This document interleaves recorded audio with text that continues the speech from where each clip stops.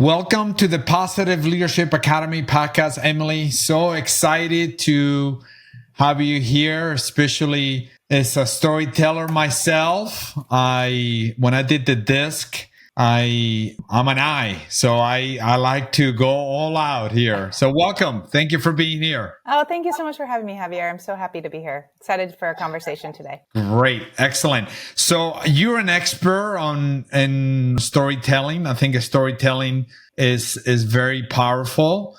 I'm always curious to know, before we dive into how our audience, which are business leaders and entrepreneurs, can use the storytelling. What is the storytelling? Yeah, so I actually would say I niche myself to it's more visual storytelling. Visual. So I will take an existing story that somebody has already built, and I help them visualize that so that they can better connect with their audience, especially in a business setting, right? There's so many times that PowerPoint or presentations need visual supports. And so what I work with my clients on is to really make sure that their story and the visuals kind of work together so that they become that thought leader, that advocate, that confident presenter. And so their points come across, and that allows them to seamlessly move conversations, business focus of their audience into really make an impact and lead to better conversations and results in the end. Absolutely. So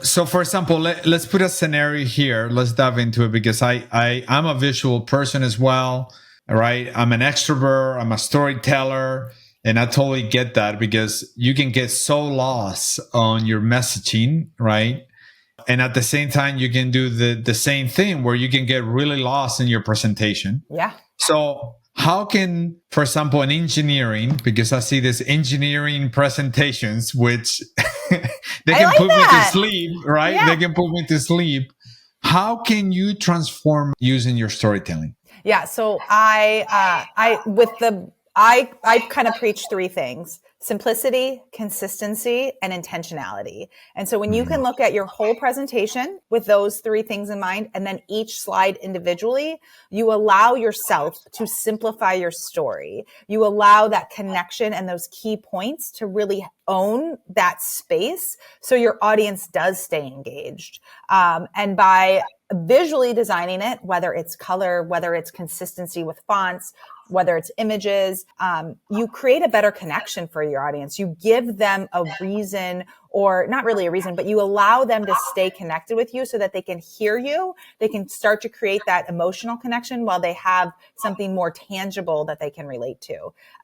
Simply simplifying how a data chart looks can really help you emphasize the right key points within a journey, let's say, or within an overview of some kind of data numbers or some kind of right report.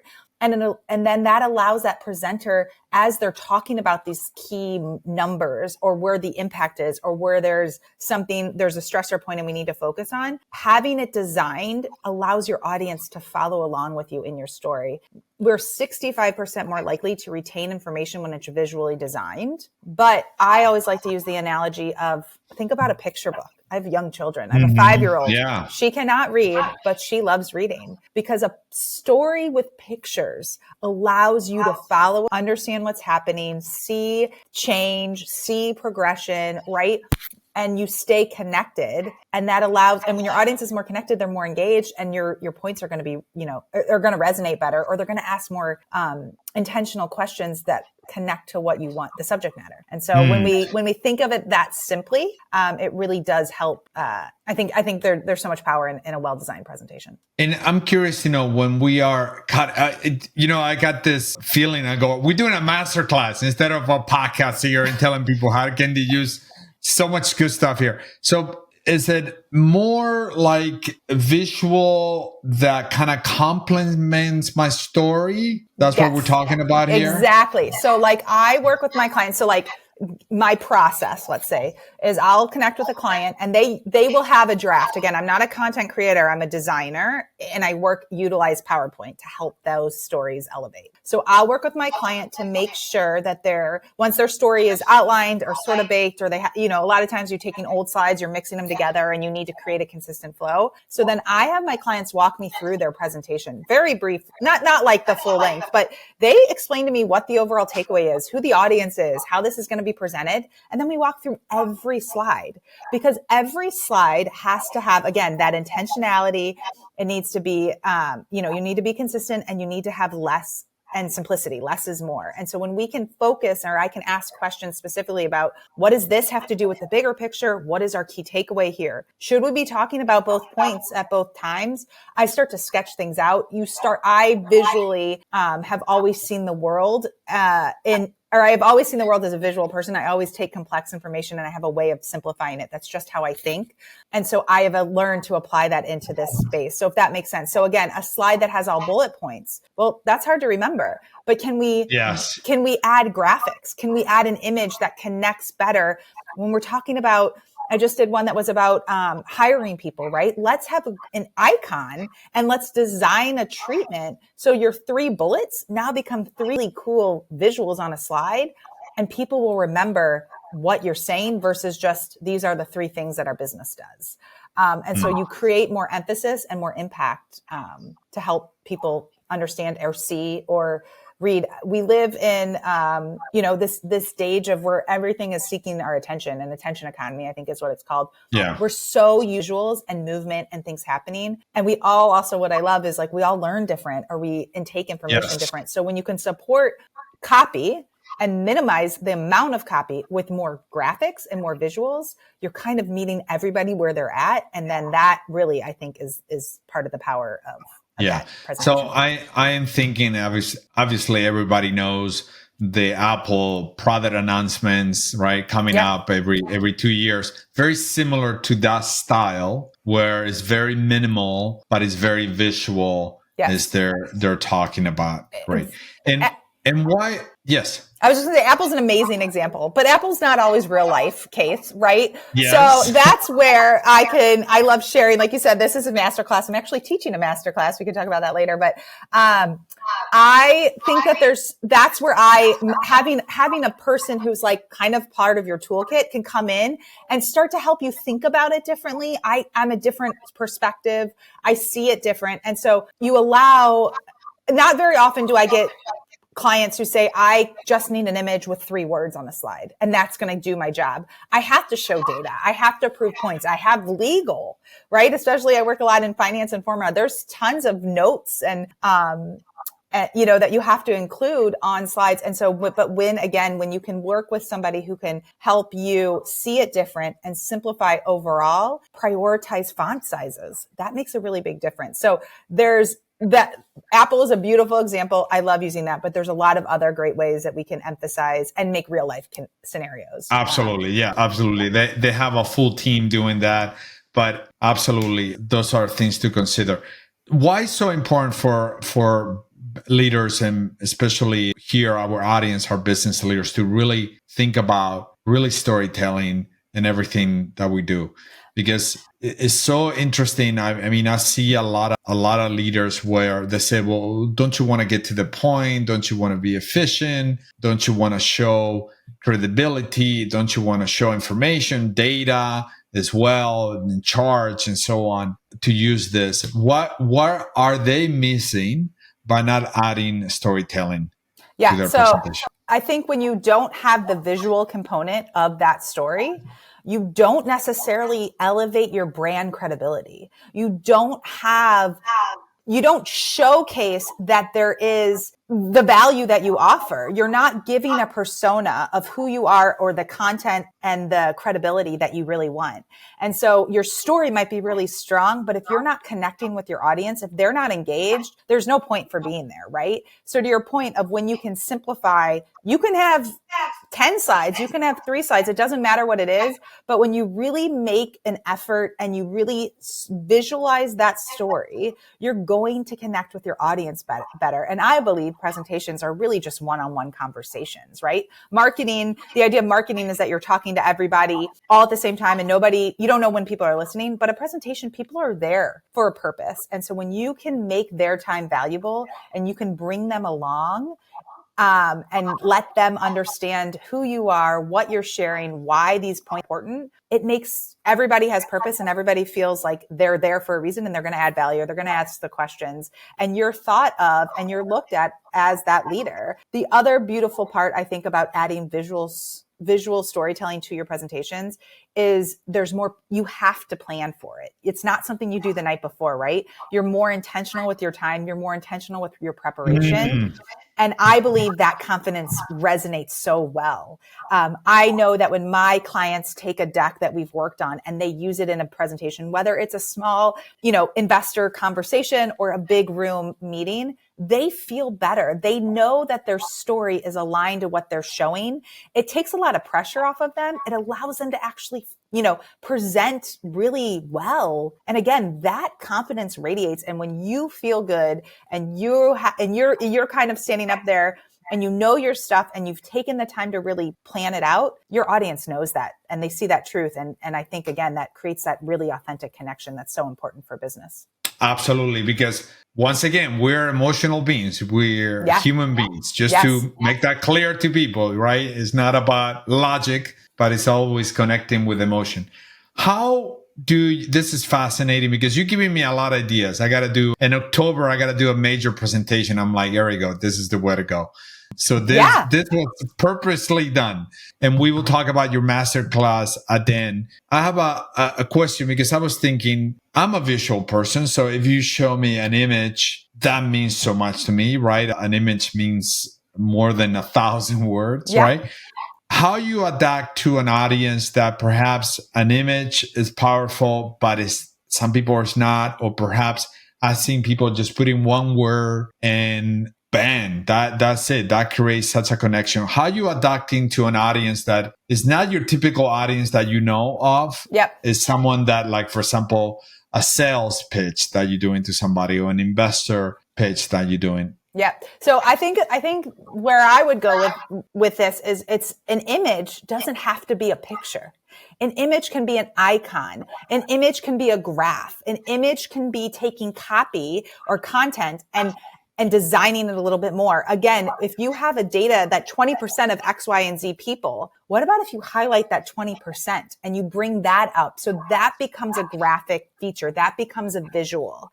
So I think that when we expand how we think about visuals in presentations, that allows you to share and showcase different types of information. I think that's where you're going because yes, sometimes it could be one word and a really powerful image and that creates a really strong emotional connection. But for some people, again, I'm thinking about my finance and my pharma clients. They have to show numbers and data. They to get their sales. So their images are really, how do we identify charts? How do we show graphs in a very unique and designed way? A pie chart can be beautifully laid out.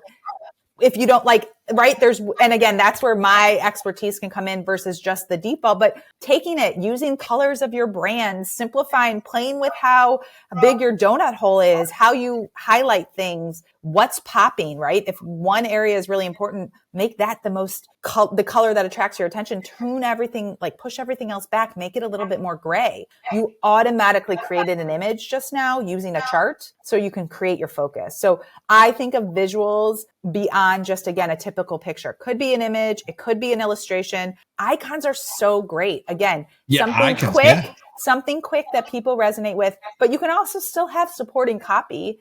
And even when we go to visuals, and some of the things I always tell my clients is do we need every single data point or every date in the X and Y axis? Probably not, because that's not the key takeaway. The key takeaway is to say where we started, where we are, and where we want to grow. And so when you can see that chart growing or those bar lines moving, that's way more important than knowing, is this January versus June? Our brains interpret information. We have this magical way of connecting dots. I don't know about you, but I tend to see something or hear something and I go on my own tangents, right? So we always are creating our pictures. That's part of like the beauty of our neuroscience is we connect those things automatically. So when you can lead your audience by having a visual that highlights, that focuses, again, visuals are not just a picture, but that brings that story to life. You lead that conversation and you guide them and you bring them along exactly where you want them to be. And that I think is the key for a successful meeting. So they're all on the same page by the end. Yes, absolutely.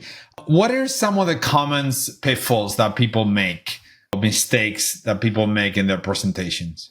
And from a content standpoint, right? Yes, absolutely. Because I was thinking the same thing too, right? A lot of people come to us and say, hey, I want to be a more effective communicator. And I'm like, okay, great, excellent. And I was thinking about the same thing on reverse with the beautiful work that you do, because you can have an amazing visual presentation. But if you're like, okay, guys, today we're going to, and you start flipping, that is not going to coordinate very well, right? You can have the most impactful picture that is not going to work. But what are the most pitfalls on the visual side that a lot of people do? I'm going to go back to the three things that I preach the most: simplicity, consistency, intentionality.